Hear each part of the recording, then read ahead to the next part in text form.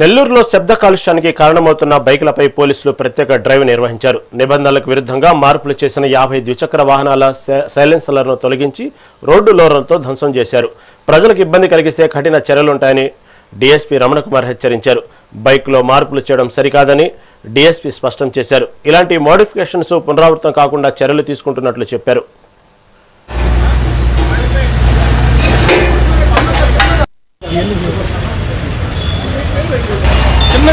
చిన్నగా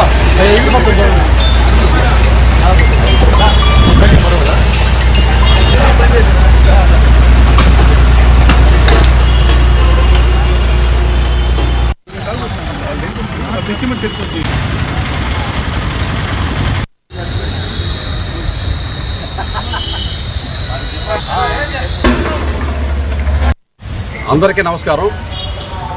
ప్రత్యేకించి మన కావలి పట్టణ ప్రజలకు నేను ఒక సందేశం ఇస్తున్నాం.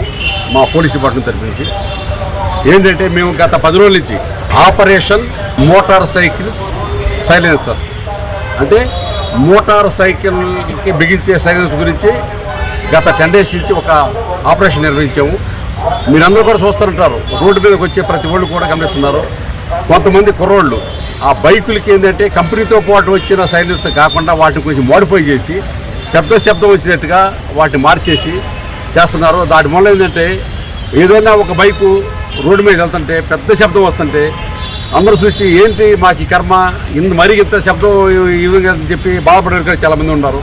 చాలామంది పేషెంట్లు ఉంటారు, అదేవిధంగా చిన్నపిల్లలు, అదేవిధంగా పసిపిల్లల తల్లిదండ్రులు ఈ రోడ్డు మీద ప్రయాణం చేసే చాలామంది ఉంటారు. అలాంటి వాళ్ళకి ఏంటంటే చాలా ఇన్కన్వీనియన్స్గా ఫీల్ అయ్యేవాళ్ళు.